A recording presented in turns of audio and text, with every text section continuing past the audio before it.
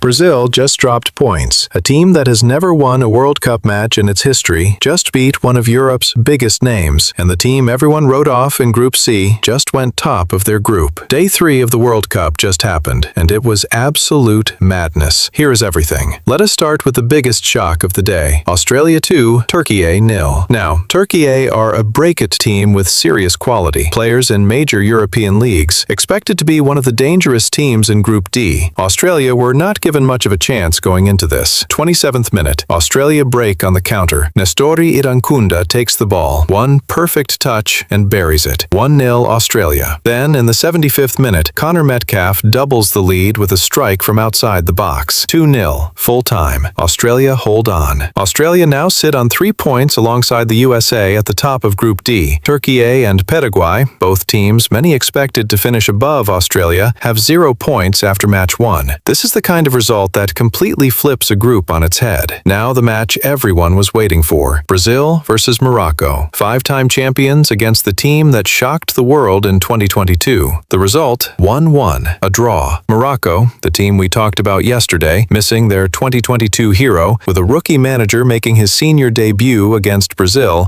actually took the lead. Brazil needed a moment of magic to rescue a point, and that moment came from Vinicius Jr. He bailed Brazil out and saved them from a result that would have been a genuine disaster on day 1. Think about what we said yesterday. Morocco's hero from 2022 was not even in the squad. Their manager had never managed a senior team before, and they still went toe-to-toe with 5-time champions Brazil and took a point. That tells you everything about the depth in this Morocco squad, even after all the changes. Brazil are now drawing comparisons to previous tournaments where they started slow and found form later. But after everything we discussed about Ancelotti's pressure and the 24-year wait, a draw against a disrupted Morocco side is not the start anyone in Brazil wanted. Scotland 1, Haiti 0. John McGinn scored in the 28th minute, finishing off a rebound after a long ball forward. Haiti, back at their first World Cup since 1974, had spells of possession, but could not find a way through a well-organized Scottish defense. Scotland now go top of Group C, above Brazil. Think about that sentence again. Scotland, above Brazil, after match day 1. The Tartan Army have been waiting decades for a moment like this, and they have shown up in numbers across the United States for this tournament. This is exactly the kind of story the expanded 48-team format makes possible. Scotland are not a small nation by any stretch, but topping a group containing Brazil after 1 game is the kind of headline that simply did not happen as often in the 32-team era. Switzerland versus Qatar. The Swiss dominated almost every single statistic of this match. Possession, shots, control of the game, and then, in the final moments, Qatar's Boualem Kouki scores a last gasp equalizer. 1-1. A result that should have been a routine Swiss win turns into a shared point. That is the power of a World Cup match. 90 minutes of near total Swiss dominance can be erased by one moment, one strike in the final seconds. Qatar walk away with a point they barely deserved on the balance of play, and Switzerland walk away frustrated, despite playing the better football all night. So, after 3 days of football, here is where things stand. Group C, Scotland top, ahead of Brazil and Morocco, who drew, with Haiti looking for their first points. Group D, Australia and USA both on 3 points, with Turkiye and Paraguay needing a response fast. Group B, Switzerland and Qatar level after a dramatic finish. 3 days in, and the 48-team format is already producing exactly what FIFA promised. Upsets, drama, big nations dropping points, small nations rising. This tournament is wide open, and we are only on match day 1 for every group. Today, day 4, we get Germany versus Curaçao, Netherlands versus Japan, Ivory Coast versus Ecuador, and Sweden versus Tunisia. After what just happened on day 3, do not assume anything. Australia shock Turkiye. Brazil held by Morocco. Scotland top a group above Brazil. Qatar steal a point in the final seconds. That was day 3, and day 4 starts again in a few hours. Final line, look at camera. Every day, every result, every story behind the score. Subscribe, and I will see you tomorrow for day 4 madness.